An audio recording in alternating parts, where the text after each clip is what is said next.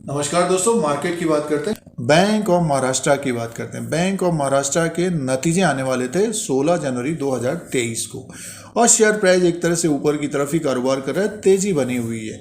तो क्या परफॉर्मेंस रहा है तीसरी तिमाही में Q3 FY 23 में बैंक ऑफ महाराष्ट्र का इंटरेस्ट अर्न क्या रहा है और प्रॉफिट क्या रहा है और इम्पोर्टेंट पॉइंट ग्रॉस एनपीएज और नेट एनपीएज में कितनी कमी आई है और कितना इम्प्रूवमेंट रहा है। तो इन पॉइंट्स की बात करते हैं, अर्निंग पर शेयर की बात करेंगे और शेयर प्राइस ऊपर की तरफ ही कारोबार कर रहा है और जो छोटे मझोले बैंक्स हैं उनमें काफ़ी तेज़ी बनी हुई है। बहुत सारे निवेशकों के पास शेयर्स होंगे तो नतीजे इम्पोर्टेंट होंगे और इन बैंकों के बैंक ऑफ महाराष्ट्र की बात कर रहे हैं। चैनल पर अगर आप पहली बार वीडियो देख रहे हैं तो सब्सक्राइब और लाइक का बटन दबाएं शेयर बाजार के अपडेट के लिए। देखिए सबसे पहले परसेंटेज में देख लेते हैं। तो बैंक ने जो अपडेट दिया है, टोटल बिजनेस 15.77% इंक्रीज हुआ है और डिपॉजिट्स की बात करते हैं तो 11.69% इंक्रीज है और ग्रॉस एडवांसेस की बात करते हैं तो देखिए 21.67% इंक्रीज है और CRR 17.53 का है और देखिए ऑपरेटिंग प्रॉफिट की बात करें 15.94% इंक्रीज है और 138 पॉइंट और नेट प्रॉफिट की बात करते हैं 138.76% इंक्रीज है। तो देखिए प्रॉफिट जो है 138% बढ़ा है और इसको हम नंबर्स में चेक कर लेते हैं। अब दोस्तों फाइनेंशियल नंबर की बात करते हैं। बैंक ऑफ महाराष्ट्र का ये क्वार्टरली रिजल्ट है, स्टैंड लोन फाइनेंशियल रिजल्ट है और नंबर्स जो है लैक्स में हैं, करोड्स में काउंट करते हैं। 31/12/2022 के क्वार्टर में जो इनकम है, इंटरेस्ट अर्न है 4129 करोड़ का है और 3815 करोड़ का Q2 में था और एक साल पहले 3282 करोड़ का था। तो ये बढ़कर देखिए 3282 करोड़ से बढ़कर ये 4129 करोड़ का इंटरेस्ट अर्न हो गया है। 4129 करोड़ का इंटरेस्ट अर्न आया है। अदर इनकम को अगर हम प्लस करके देखते हैं तो टोटल इनकम जो आया है बैंक ऑफ महाराष्ट्र का 4769 करोड़ का है, 4769 करोड़ का है और Q2 में था 4317 करोड़ का, एक साल पहले 3893 करोड़ का था। तो 3893 करोड़ से ये बढ़कर 3893 करोड़ से बढ़कर ये 4769 करोड़ का टोटल इनकम आया है बैंक ऑफ महाराष्ट्र का। आगे की तरफ चलते हैं और एक्सपेंसेस की बात करते हैं, एक्सपेंडिचर की बात करते हैं। तो टोटल एक्सपेंडिचर की बात करते हैं 3189 करोड़ का एक्सपेंडिचर है और टोटल इनकम है 4769 करोड़ का।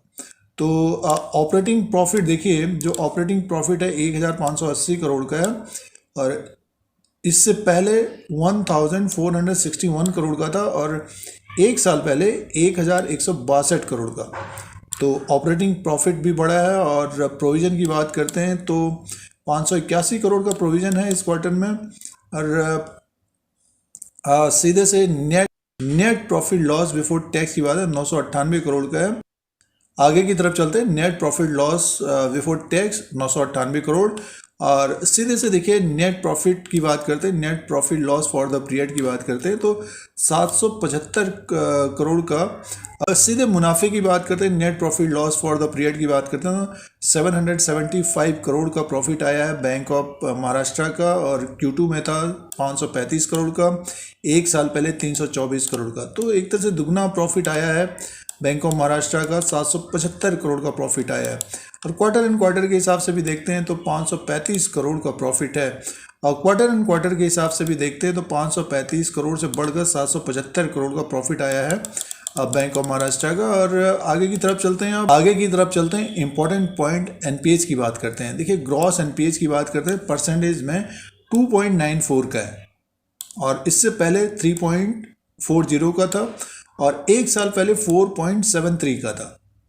तो 4.73 से घटकर 2.94 तक आ गया, ये ग्रॉस एनपीएज है। और नेट एनपीएज देखिए, नेट एनपीएज तो देखिए 0.47 में आ गया है और Q2 में था 0.68 का था, एक साल पहले 1.24 का था। तो 1.24 से घटकर ये 0.47 तक आ गया है और नेट एनपीएज। और आगे की तरफ चलते हैं। देखिए तो एसेट क्वालिटी में सुधार आया है। अब अर्निंग पर शेयर की बात करते हैं तो 1.15 का है और 0.79 का Q2 में था। एक साल पहले 0.48 का है। तो अर्निंग पर शेयर भी देखिए 1.15 का पहुंच गया है। तो देखिए जो बैंक ऑफ महाराष्ट्र के नतीजे हैं, तो बैंक ऑफ महाराष्ट्र ने जो नतीजे पेश किए हैं तो इंटरेस्ट अर्न भी बढ़ा है। टोटल इनकम 4,769 करोड़ का है और प्रॉफिट 775 करोड़ का हो गया। सालाना देखते हैं तो एक तरह से दुगना है। और एसेट क्वालिटी की बात करते हैं, एनपीएस की बात करते हैं तो सुधार हुआ है और अच्छे नतीजे पेश किए हैं बैंक ऑफ महाराष्ट्र ने Q3 FY23 में। अब शेयर प्राइस के अनुसार बात करते हैं तो अच्छे नतीजे पेश किए हैं बैंक ऑफ महाराष्ट्र ने। और स्टॉक प्राइस की बात करते हैं 33.20 में है। 57% का रिटर्न दिया है एक साल के अंदर 16 जनवरी 2023 तक। एक साल का ये ग्राफ है और ग्राफ की तरफ अगर हम ध्यान दें तो देखिए एक ज़बरदस्त तेज़ी बनी है और ये तेज़ी बनी है 70.30 में था ये 28 सितंबर 2022 को। उसके बाद स्टॉक ऊपर की तरफ ही गया और दिसंबर में एक गिरावट आई इसमें। देखिए ग्राफ अगर हम देखें दिसंबर में गिरावट आई और 52 वीक हाई जो बनाया 36.25 का। तो 36 रुपये से सीधे से स्टॉक नीचे की तरफ पहुंच गया ये 26 रुपये में, 26 रुपीज़ में। तो यहाँ से फिर से स्टॉक ऊपर की तरफ गया है। तो तेज़ी बनी है स्टॉक में। अगर 36.25 को ये ब्रेक करता है तो मान के चलिए ये फिर 40 रुपीज़ को क्रॉस करता हुआ तो 40 प्लस होता हुआ दिखाई देगा। मान के चलिए 45 तक और ऊपर की तरफ जाता हुआ दिखेगा। बट ये कि मार्केट भी ऊपर की तरफ होना चाहिए। अगर मार्केट में मुनाफा वसूली गिरावट आती है तो इसमें भी बड़ी गिरावट, जैसे कि दिसंबर के महीने में हम लोगों को देखने को मिला था मिड कैप और स्मॉल कैप के शेयरों में बड़ी गिरावट देखने को मिली थी। बहुत सारे निवेशक प्रॉफिट बुक नहीं किए थे तो स्टॉक नीचे की तरफ आ गए थे, फिर से स्टॉक ऊपर की तरफ है। तो कहने का मीन्स ये है कि देखिए कोई भी स्टॉक में अगर बड़ी तेज़ी आती है तो उसमें मुनाफा वसूली भी आती है और बड़ी मुनाफा वसूली आती है। तो एक स्टॉप लॉस जरूर होना चाहिए प्रॉफिट वाला स्टॉक अगर ऊपर की तरफ जाता है।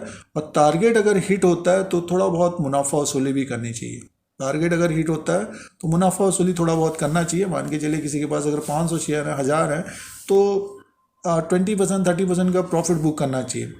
और फिलहाल तो तेज़ी बनी है और ऊपर की तरफ 36.25 को ब्रेक करेगा तो फिर 40 प्लस होता हुआ दिखाई दे सकता है बैंक ऑफ महाराष्ट्र का स्टॉक प्राइस। और नतीजे भी अच्छे हैं। तो फिलहाल देखिए अपने टॉप में ही कारोबार कर रहा है और स्टॉप लॉस एक होना चाहिए इसका 29 रुपया के आसपास, 29 रुपये 30 रुपये के आसपास एक स्टॉप लॉस होना चाहिए और इसमें बने रहना चाहिए। तो तेज़ी में है स्टॉक और अच्छे नतीजे हैं और भी तेज़ होता हुआ दिखाई दे सकता है। जो कम समय के लिए ट्रेड करते हैं तो स्टॉप लॉस जरूर होना चाहिए 2-3% का। जिनके पास थोड़ा बहुत समय है तो बने रहना चाहिए। जब स्टॉक ऊपर की तरफ जाए तो फिर क्या करना है अपना निर्णय लेना चाहिए, फैसला करना चाहिए। तो ये बैंक ऑफ महाराष्ट्र का लेटेस्ट अपडेट है। इस तरह के वीडियो देखने के लिए धीरज सिंह के स्टॉक्स को सब्सक्राइब करें, लाइक करें, शेयर करें, कमेंट करें। शेयर बाजार के नए नए वीडियोस देखने के लिए, जानकारी के लिए धन्यवाद।